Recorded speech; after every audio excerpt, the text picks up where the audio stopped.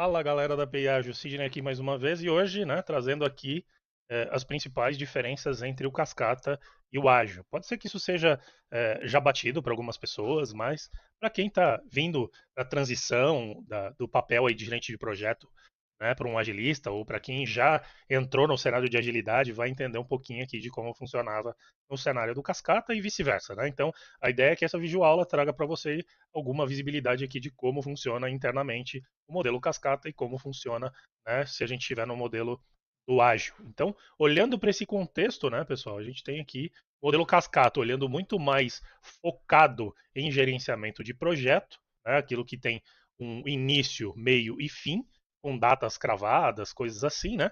E para o lado de cá, a gente deveria usar muito mais para um cenário, né, de produto. Então, a gente está aqui construindo produtos complexos, aquele ambiente incerto, né, e etc. Não que não seja aplicado para projetos, mas fatalmente, né, quando a gente explora aí a agilidade, ele é sempre muito voltado a produto.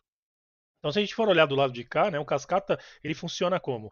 É um ciclo linear das coisas. Então, assim, eu preciso terminar uma fase para começar a próxima. E a gente percebe aqui que a gente tem o levantamento do requisito, análise do requisito, projeto, implementação, testes e implementação em produção, por exemplo. O que acontece no contexto do cascata é que, para eu avançar para a próxima fase, a anterior precisa ser concluída. Vamos pensar num cenário onde a gente tenha um projeto de um ano, né? Nesse projeto de um ano, pode ser que a gente gaste 8 meses desenvolvendo, né, para a gente conseguir ir para a fase, né, de testes. Então, assim, a gente fica muito tempo aqui em implementação e desce de uma vez para testes, né? Os QAs geralmente não costumam gostar muito do cenário do cascata, porque o software fica muito tempo, né, no code com a galera do desenvolvimento, e quando vem pro contexto do QA ali, é sempre uma coisa muito rápida, né? Eles têm uma semana para fazer os testes, isso quando tem, né? Então a gente acaba cravando algumas datas que não são tão factíveis e as pessoas ficam expostas, né? Então o modelo cascata não tem muito o cenário de entrega de valor em pequenos ciclos, né? Do lado de cá, quando a gente migra então para um cenário do ágil, a gente tem todas as fases, né? Nós vivenciamos todas essas fases em ciclos menores, em incrementos, né? As famosas sprints, time box, esse tipo de coisa. Então, olhando para esse cenário, levantamento do requisito, análise do requisito, projeto, implementação, testes, implementação e produção, ele pode acontecer num ciclo muito pequeno. E qual é a diferença, então, de um lado para o outro? Aqui eu estou olhando o projeto como um todo, né? E aqui eu estou olhando pequenas fatias, né, de um projeto ou de um produto. Então, por esse motivo, a gente sempre diz que a gente roda todas as etapas, né, para gerar pequenos incrementos de entrega de valor. Então, o lado de cá está muito mais focado em entregar valor, aquilo que pode ser utilizável por um usuário ou por um cliente no final, do que aqui, né, que a gente está muito mais focado em entregar um bloco de projeto no final para que consuma de vez aquilo que foi desenvolvido durante uma linha de tempo.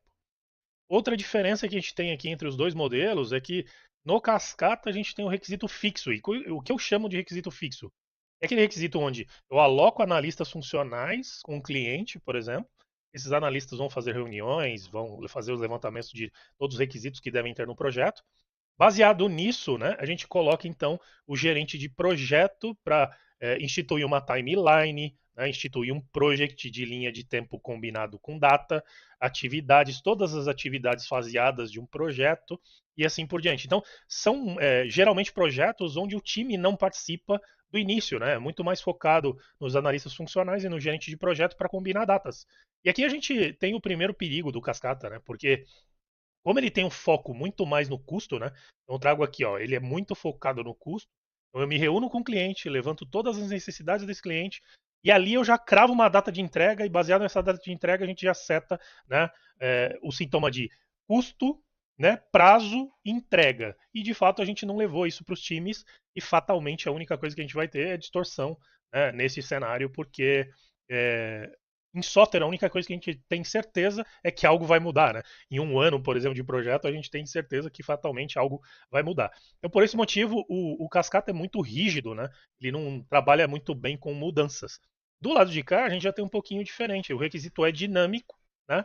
E o time, junto com um PO e um agilista, por exemplo, ali no cenário de Scrum, né, ele é muito mais focado, né, em gerar pequenas entregas de valor e sim, né, as mudanças são factíveis e são aceitas, né? A gente adapta, né, o modelo para que a gente atenda, inclusive, as mudanças.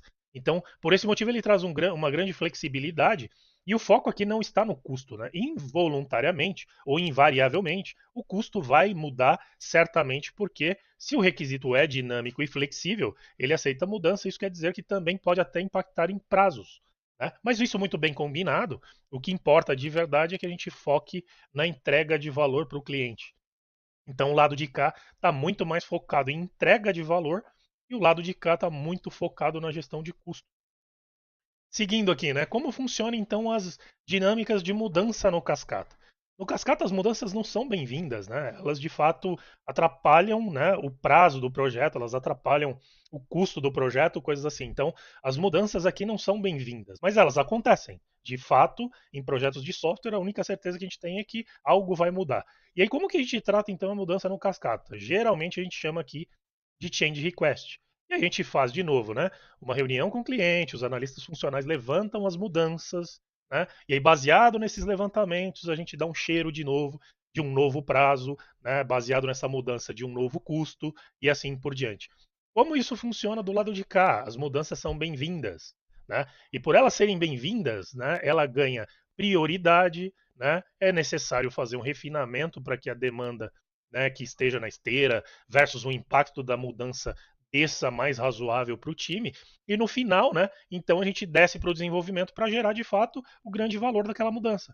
Então, assim, para cá, né, por que a gente trata tão rígido? Porque a gente mexe em custo, prazo, onde não é bem-vindo, né?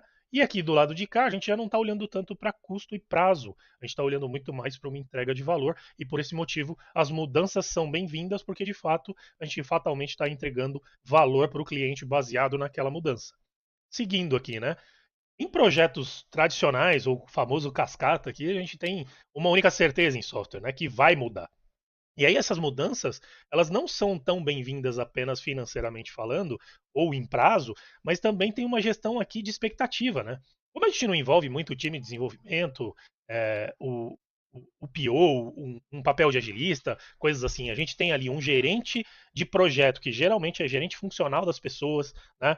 Ele olha para uma timeline fixa de prazo, ele não tem muito guia de negócio, ele é, eu diria assim, o Superman, né, do projeto, mas ele faz muito gestão de expectativa. E por que ele faz muita gestão de expectativa? Porque ele trabalha com 25 versões diferentes de project, por exemplo, porque muda na linha do tempo, né, o prazo, os combinados mudam, e aí ele gasta muito mais tempo gestionando um project, né, e gestionando uma timeline do que de fato gerando valor, que é o que deveria ser olhado de fato dentro de um projeto, né? Então, justificar a mudança custa mais do que realizar a própria mudança. E o que eu quero dizer com isso aqui é, como eu mudo a versão do project, mudo a versão da timeline, mudo os combinados e etc., eu tenho uma documentação extensa e vasta para voltar a preencher, e isso acaba gerando ali um ônus, né, para o gerente de projeto, que é o principal papel que está à frente do projeto. Do lado de cá, né, olhando ainda para o contexto de software, eu até coloco aqui, né, não tem project, ou seja, num projeto ou num produto utilizando agilidade, a gente não olha para a data fixa de cronograma. Ah, então isso quer dizer que não existe data? Não, não é isso que eu estou dizendo aqui. A gente não olha para um project, né, prescritivo, um monte de atividade que a gente não sabe se vai ser factível. A gente fatia, nessa pequena fatia, a gente segue trabalhando para que a gente chegue no final, né, e entregue valor. Então, assim, aqui a gente não olha para um project. Não tem um gerente de projeto. Ah, todo o lugar não tem um gerente de projeto na agilidade? Nem em todo lugar, né? Existem disfunções em alguns lugares, em algumas empresas, e sim o papel de gerente de projeto vai existir lá. Mas está prescrito que deveria existir um gerente de projeto no mundo da agilidade? Não, e é para isso que serve, né, o contexto do agilista. E aí, né, aqui a gente trabalha muito diferente do lado de lá, que as mudanças geram um grande trabalho de atualizações de documentos, atas de reunião, combinados e etc, project e assim por diante. Do lado de cá, né, a gente trabalha muito mais com o contexto de empirismo. As mudanças entraram na esteira, a gente atendeu essa mudança, o que a gente aprendeu com isso? E aí, baseado nesse conhecimento que a gente tem, a gente inspeciona o incremento para ver se gerou valor. Se não gerou valor, a gente adapta algo e segue a vida. Então, por esse motivo, o lado de cá é muito mais saudável para lidar com mudanças do que o lado de cá. Seguindo aqui, como funcionam então as entregas, né?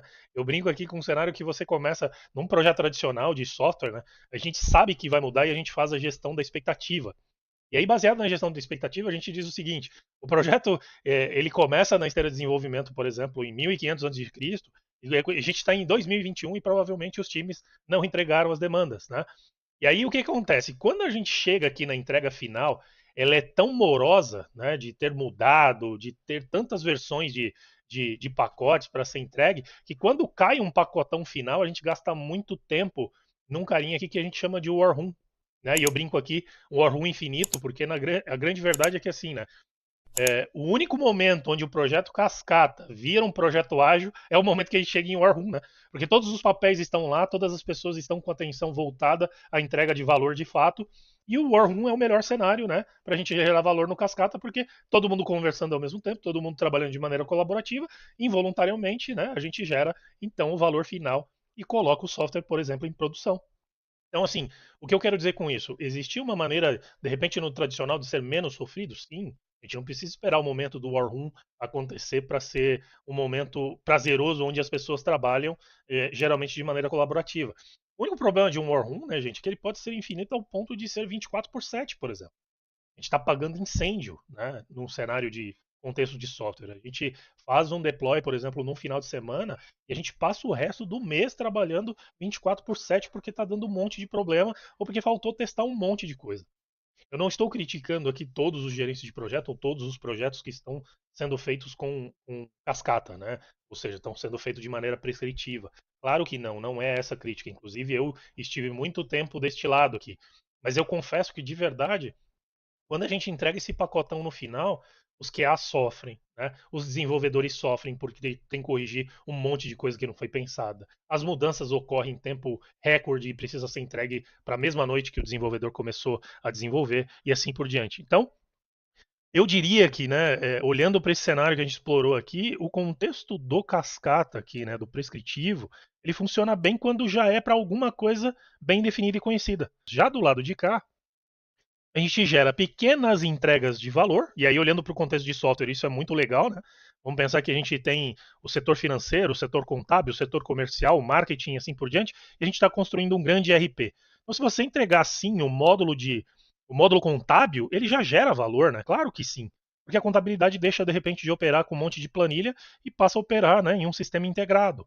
Automaticamente para o próximo sprint ou para o próximo incremento, você traz, né, o pessoal do financeiro. No outro incremento, você traz o pessoal do marketing e assim por diante. Então, quer dizer, num cenário de software, o ideal sim é você gerar pequenas entregas, né, e baseado nessas pequenas entregas, que elas sejam incrementos utilizáveis, né, é, incrementais para o cliente final, então para o usuário e assim por diante. Então, do lado de cá, né, é muito mais complicado a gente gerar pequenas entregas de valor. Fato, não é fácil esse trabalho, ele é árduo do mesmo jeito. Né? Mas do lado de cá a gente consegue então validar com o cliente, né? O cliente já vê pequenas fatias do software dele funcionando. Né? A gente tem pequenos incrementos aqui de entrega de valor. O QA, né, ele olha para pequenas entregas, pequenos incrementos, pequenos desenvolvimentos. Ele está junto com o time de desenvolvimento testando assim que eles terminam. Tá? O foco está muito mais na entrega de valor para o usuário final, para o cliente, para o consumidor, né? A capacidade aqui é respeitada, ou seja, aqui a gente tem um momento sim de colaboração. Os times podem estimar, né? Os times participam, né, do contexto de análise de negócio, do escopo e assim por diante. Refinam e aí vai para o desenvolvimento. Para o lado de cá, dificilmente a gente tem esse timing, né? A gente faz tudo muito faseado. Do lado de cá, não. A gente vive pequenas fatias com todas as fases, né? Então, ele funciona muito bem para aquilo que não é conhecido, né? E em construção de produtos, e eu diria que até que produtos complexos. Por que as metodologias ágeis são tão amadas para o cenário de contexto de software? Porque é isso, né? O software, a única certeza que a gente tem é que ele vai mudar, que certamente no meio do caminho a gente vai adaptar. Por esse motivo, pequenos incrementos trabalhados de maneira colaborativa é o que mais gera valor. Então, de fato, hoje o mercado olha muito mais para esse lado quando a gente está falando em cenário de software do que para este lado. Mas sim, aqui tem o seu valor para qualquer tipo de projeto que não seja, por exemplo, de software, né? E aqui tem o seu valor mesmo em projetos que não sejam softwares, né? Mas olhando única e exclusivamente aqui para o cenário de software, o lado de cá é muito mais factível do que o lado de cá. né? O lado de cá gera muito menos valor do que o lado de cá.